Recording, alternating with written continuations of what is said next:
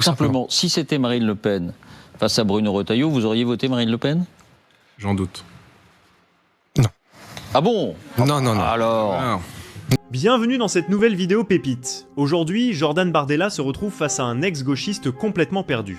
En effet, le type va se présenter comme un ex-gauchiste qui a décidé de plus voter pour la gauche. Seulement, il va s'en prendre à Jordan Bardella en lui reprochant de n'avoir jamais travaillé de sa vie et de manquer d'expérience pour pouvoir diriger un pays.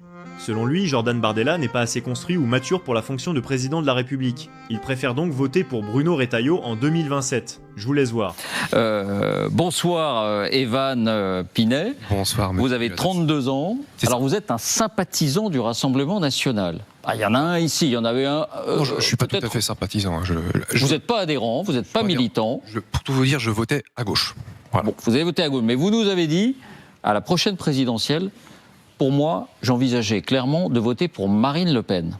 En revanche, si c'est Jordan Bardella, je ne sais pas. Pourquoi ? Alors, bonsoir Monsieur Bardella. Bonsoir Monsieur. Vous êtes jeune, vous n'avez pas fait de grandes études, vous n'avez jamais vraiment travaillé finalement. Ça pourrait laisser croire que finalement vous ne connaissez pas la vraie vie. Ça ne vous a pas échappé, Monsieur Bruno Retailleau fait une percée significative dans les sondages. J'aimerais prendre le scénario de Marine Le Pen empêchée à l'été 2026. Vous êtes candidat RN en 2027. Finalement, vous vous retrouvez face à un Monsieur Bruno Retailleau. Ben moi, je vais vous dire, je vote les yeux fermés Bruno Retailleau. Pourquoi ? Parce qu'il a fait ses preuves, notamment dans ma région Pays de Loire.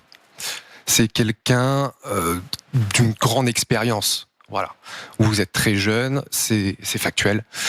Comment comptez-vous convaincre les Français sceptiques comme moi de voter pour vous ? Tout simplement. Si c'était Marine Le Pen face à Bruno Retailleau, vous auriez voté Marine Le Pen ? J'en doute. Non. Ah bon ? Non. Alors ? Non. Moi, pour tout vous dire, Bruno Retailleau, je pense qu'il dégage quelque chose depuis sa prise de fonction en tant que ministre de l'Intérieur. Il a fait beaucoup de bonnes choses. C'est-à-dire Bon.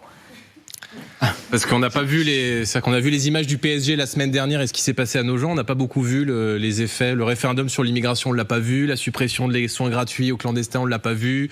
L'interdiction du voile qu'il avait évoqué pour les accompagnatrices scolaires, on ne l'a pas vu. Voilà. On n'a pas vu grand-chose en fait.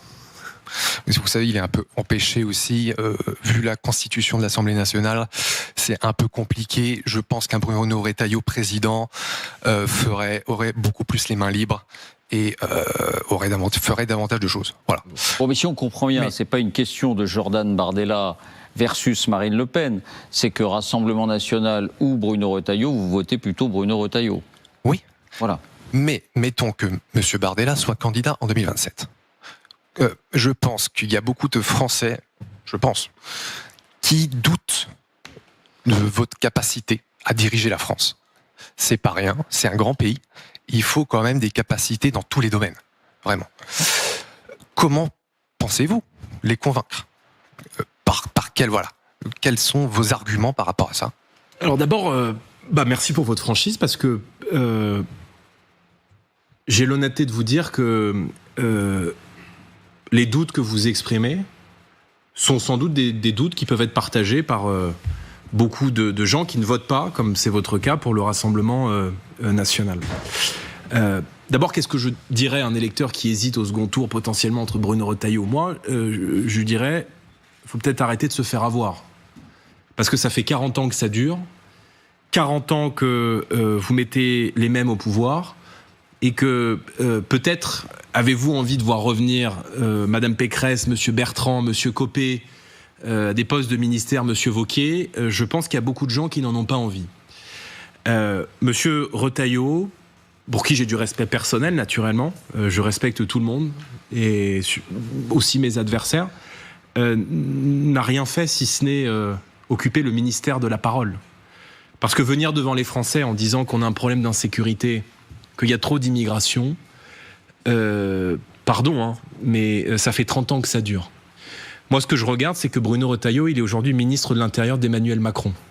Et qu'il est assis tous les mercredis dans un conseil des ministres avec des socialistes, des macronistes et des gens qui veulent augmenter les impôts de 40 milliards, qui accusent aujourd'hui les pires résultats en matière migratoire et sécuritaire de toute la Ve République.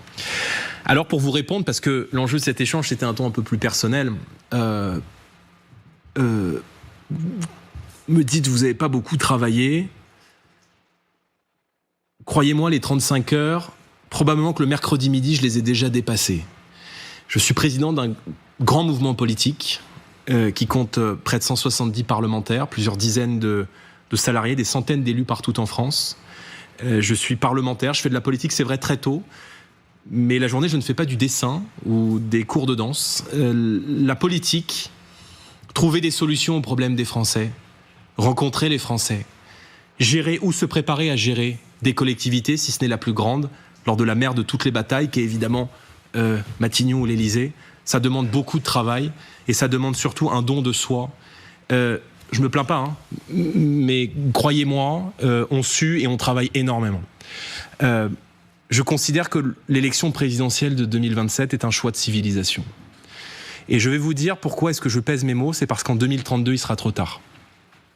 Quand on regarde aujourd'hui l'agriculture, on a perdu 100 000 exploitations agricoles en 10 ans. L'industrie automobile qui est en train de s'effondrer. La situation sécuritaire hors de contrôle aujourd'hui dans le pays, la situation migratoire. Si on attend 2032, il sera trop tard.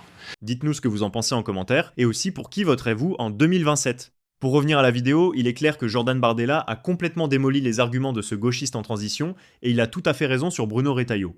Il est temps de donner une chance à la vraie droite. Abonnez-vous pour soutenir la chaîne.